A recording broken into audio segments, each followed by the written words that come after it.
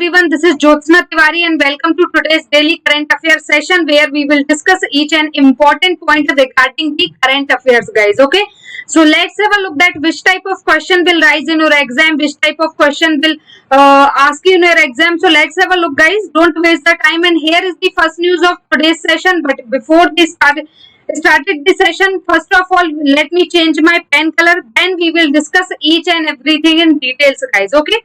So here is the first news of today's session, and the news is that CSIRCMERI has recently developed the world's largest solar tree. Okay, so basically here you can see that the Council of Scientific and Industrial Research, guys, this is a abbreviation of CSIR and the Coastal Mechanical Engineering Research Institutions. This is the abbreviation of CMERI. Okay, so they both has developed the world's largest solar tree in where? So in Durgapur, West Bengal. The installed solar tree has a capacity above 11.5 kilowatt week. Okay, it has an annual capacity of generate 12,000 to 14,000 unit to clean a green energy. Okay. So the solar tree is designed in such a way that it is ensured to the maximum performance of each solar photovoltaic panel for sunlight. Okay. So each tree has a total of 35 solar PV panels with a capacity of 330 WP. Okay. The generate energy data can be monitored in real time for the on a daily basis. The design of solar trees potentially provide a widespread use to agriculture activities such as highly capacity pumps, e-tractors and the e-power trillers. Okay. Next one is, and the last one also, is each solar tree will cost of rupees 7.5 lakh. Aspiring the MSME can align their business model with the Pradhan Mantri Urja Urv Shresht Uttam Mahabhiyan PM Kusum scheme of the farmers to develop a renewable energy based on energy grid. Okay, so guys, these are the important points regarding this particular news. So let's have a look at which type of question will rise in your exam regarding this particular news. So here are some questions which will definitely rise in your exam, and we have already discussed each and every point regarding this news. So let's have a look at which type of question will rise in your exam. Here is the first question that will definitely rise on your exam, and the question is that what is the abbreviation of CSIR? Then your answer will be Council for Scientific and Industrial Research. Next question will rise on your exam that the what is the abbreviation of CMERI? Then your answer will be Mechanical Engineering Research Institute. Next question will rise on your exam that what is the how many power unit will develop in this particular initiative or in this particular solar tree? Then your answer will be 12,000 to 14,000 clean and green energy. Please don't forget that 12,000 to 14,000 units of clean and green energy. Okay, and here you can see that the installed solar tree has a capacity above rupees 11.5 kW peak. Okay, kilowatt peak. And here you can see that the question will rise about the total amount of solar PV power plant. Here your answer will be 35 solar. Okay, power volt. Second one is 3330 WP. The next one, which is the next question will rise on your exam definitely, that what is the abbreviation of PM Kusum? Then your answer will be Pradhan Mantri Urja Urv Shresht Uttam Mahabhiyan. Next question will rise in your exam, guys, that what is the first U in the Kusum? What is the abbreviation of first U in the Kusum? What is the abbreviation of second U in the Kusum? Then you will have to learn the whole abbreviation of the Kusum. Pradhan Mantri Urja Urv Shresht Uttan Abhiyan. Okay. So I hope you'll understand each and everything in details. Guys, if you have any question, then you can ask me in the comment box. Here is the next news of today's session, and the news is that the government of India supplied army regiments with Pinaka missile for rupees 2,580 crore contract. Okay. So the government of India, here we talk about whom? So government of India supplied army regiments with Pinaka missile of rupees how many? So rupees 2,580 80 crore contract. Okay, so the Ministry of Defence has signed a contract to supply 6 Pinaka Regiment system of rocket launchers to the Indian Army. The estimated cost of missile of rupees 2580 crore by 2024. Okay, remember. So what is the characteristics behind this particular current affair? So here is the some important key points regarding this particular news. Here we can see that the contract has been approved by Defense Minister Rajnath Singh and Finance Minister Nirmala Sitharaman and has been signed with the Bharat Earth Movers Limited, Tata Power Company Limited and Larsen and Turbo. In these projects, at least 70% of indigenous material will be used. It aims to increase the preparedness of the Indian Army in the region against to increasing provocative military activities of Chinese soldier. Okay.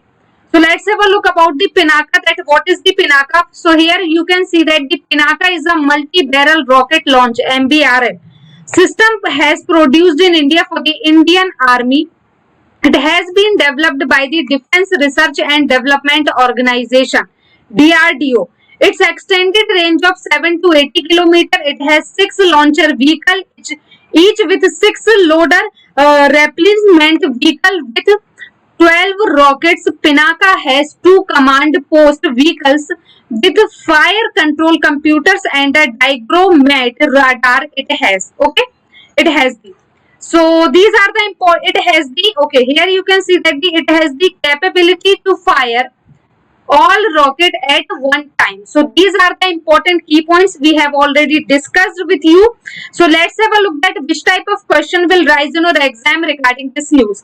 So first question which will definitely rise in your exam, and the question is that the government of India supplied army regiments with Pinaka missile for how many rupees contract? Okay, what is the cost of this contract? Then your answer will be 2580 crore is the cost of this contract.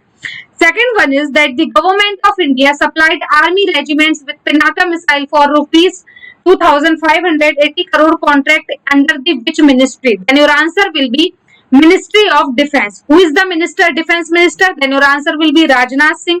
What is the constituency of Rajnath Singh? The constituency of Rajnath Singh is Gandhinagar.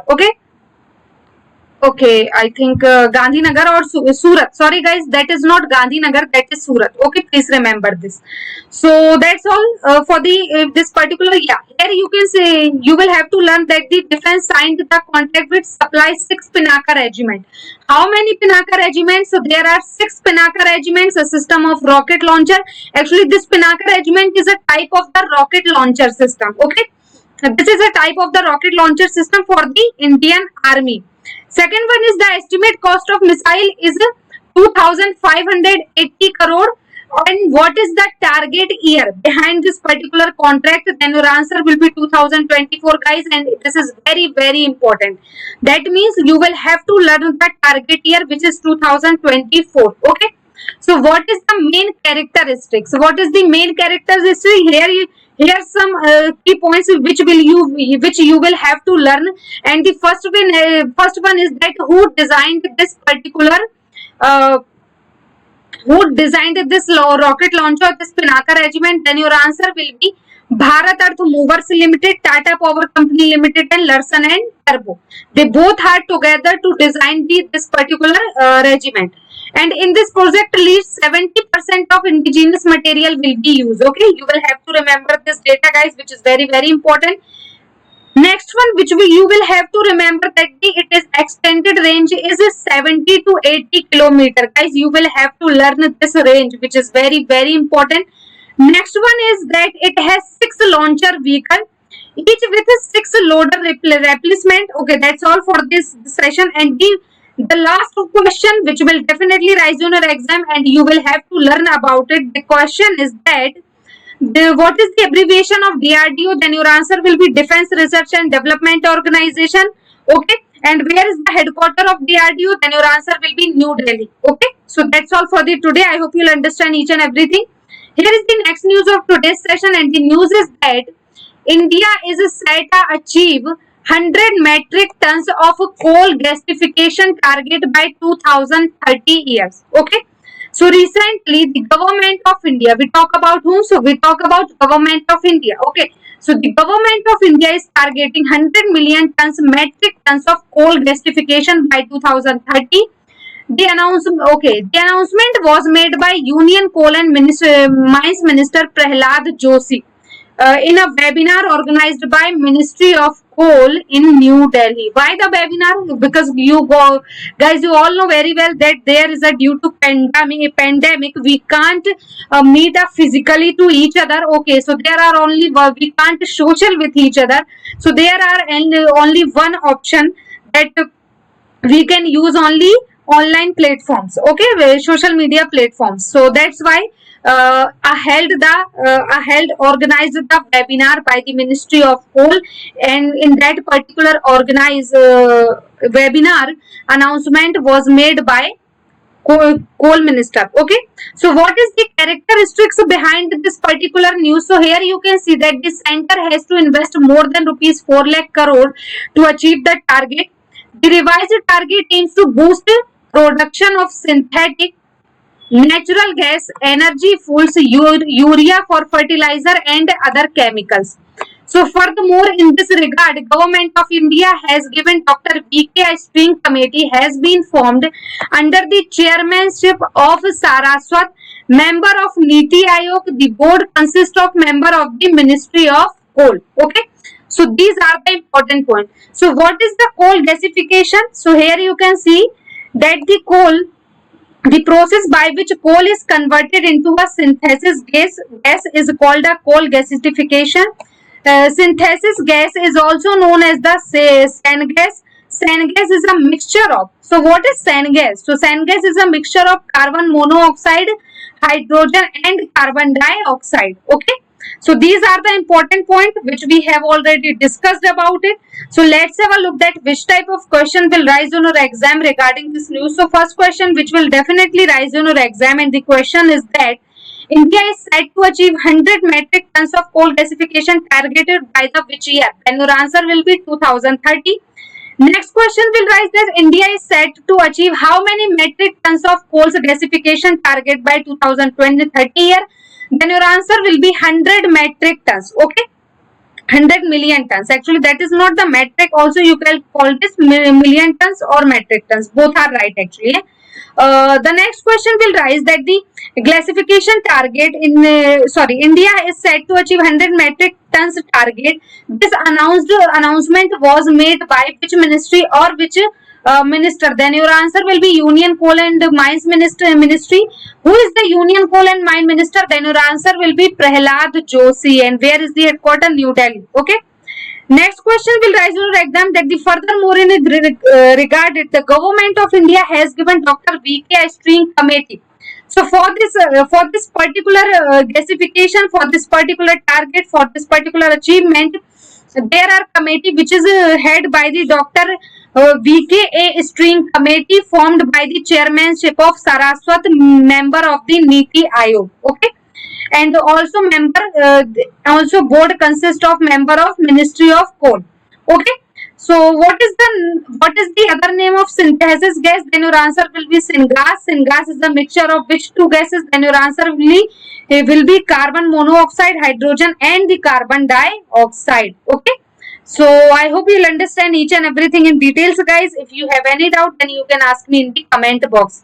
So here is the next news of today's session, and the news is that India, Japan, Australia agree to launch a flexible supply chain initiative in the Indo-Pacific region. Okay. Here you can see that the India, Japan and Australia, okay, they all are agreed to launch the flexible supply chain initiative in the Indo-Pacific region. The joint statement on supply chain flexibility of Australia, India and Japan economic minister was held on 1st September. The meeting was attended by the India's Minister of Commerce and Industry Piyush Goyal, Australia's Minister of Trade, Tourism and Investment Senator Simon, and the Japan's Minister of Economy, Trade and Industry Kazuyama Hiroshi. Okay. So these are the important points. So what is the main characteristics behind this news? So here you can see that the India, Japan and Australia have agreed to launch an initiative to create a flexible supply chain into the Indo-Pacific region. Okay. The objective is to create an independent and transparent business and investment environment. The minister reaffirmed their agreement to lead is providing an independent, fair, transparent, inclusive, non-discriminatory, predictable and stable trade and investment environment and keep their markets open. Next one is that the government of India had picked up the phone at the highest level to be part of the global supply chain and is emerging as the alternative to China. Okay guys, so these are the important points which we have already discussed about it. So let's have a look at which type of question will rise on your exam regarding this news. So here are some questions. That first question which will definitely rise on your exam, that the which two countries agreed to launch the flexible supply chain initiative with India? Then your answer will be Japan and Australia. Your answer will be Japan and Australia to launch a flexible supply chain initiative Indo-Pacific region with India. Next one is that Australia, India, Japan economic minister was held on a meeting on 1st September. The meeting was attended by the India. Who represented the India in this particular meeting? Then your answer will be India's Minister of Commerce and Industry, Piyush Goyal. Okay. Who is the Indian Minister of Commerce and Industry? Then your answer will be Piyush Goyal. Australia's Minister of Trade, Tourism and Investment, Senator Simon, and the Japan's Minister of Economy, Trade and Industry, Kazuyama Hiroshi. So guys, these three names which you will have to learn. Okay. So please remember these three names which is very very important for your upcoming exam. Here you can see some important points that agreement is related to which sectors. Then your answer will be fair, transparent, inclusive, non-discriminatory, predictable and stable trade and investment environment and to keep their markets open. Okay. So that's all. I hope you'll understand each and everything. Here is the next and last news of today's session. You can see. And the news is that from September 1 to 15, the Department of Fertilizer will inspect the clean fortnight. Okay, clean fortnight. So the Union Minister of Fertilizer and the Chemical Department of Fertilizer observing clean fortnight from 1st to 15 September 2020. So all public sector undertaking, PSUs and other organizations under the department are participating in the Swachh Bharat Abhiyan. What is the characteristics behind this particular news? So here you can see that in view of the ID COVID-19 epidemic, the Swachhta Pakhwada has become a more relevant. The Swachhta Pakhwada initiative, actually this is a type of initiative, was launched with a focus on issues of practices of sanitization covering the ministries, departments and the government of India under their jurisdictions. So monitoring of ministers, department of overseeing Swachhta Pakhwada is done with the help of the Swachhta committees online monitoring system. So guys, these are the important points which we have already discussed. So let's have a look at which type of question will rise on your exam regarding this particular news. So here is first question which will definitely rise on your exam, and the question is that recently Department of Fertilizer will inspect the clean fortnight from which days to which date? Then your answer will be from 1st of September to 15th of September, or how many days? Then your answer will be total 15 days. Okay. So the Union Minister of Fertilizer and Chemical, okay, so they organized this particular initiative, and all public sector undertakings and other organizations under the department participating in the Swachh Bharat Abhiyan. Okay. So, so actually that's all. Okay. You will have to learn the Swachhta Pakhwada. This name you will have to learn, guys, this name. Okay. So I hope you understand each and everything in detail. So that's all for the today. So guys, thank you so much for cooperate with me. Here you can see the screenshot of today's session. You can see the screenshot. Yeah, so basically I want to say that guys, if you want to give the quizzes on daily basis, so for that you will have to go to the Google Play Store now. Download the entry. You can go to the Google Play Store. Sorry. Download the entry app now. Okay. And okay. And you okay. Download the entry app now. And register yourself, register your mail id, your phone number, and you can give the quizzes on the daily basis. And also guys, you can give the quizzes on daily basis, analyze yourself that where are you stand right now, and according to that you can boost your preparation. And you all know very well guys that already as Ibps clerk notification has released. Okay, so you will have to learn according to that. You can also visit our YouTube channel. For that you will have to go to the YouTube, type the banking 2.0 and subscribe the channel, and don't forget to tap on the bell icon. So guys, that's all for the today. Don't forget to like, comment and share the session as much as you can. You can also share the session with your colleagues, relatives, friends, whomever you are study. You can also there share this session on your social media platform like your Telegram group, your WhatsApp group, your Facebook group, wherever you are available. Okay, so please share as much as you can. Don't forget to like, comment and share this session. Thank you very much for cooperate with me. Thank you so much. Have a nice day.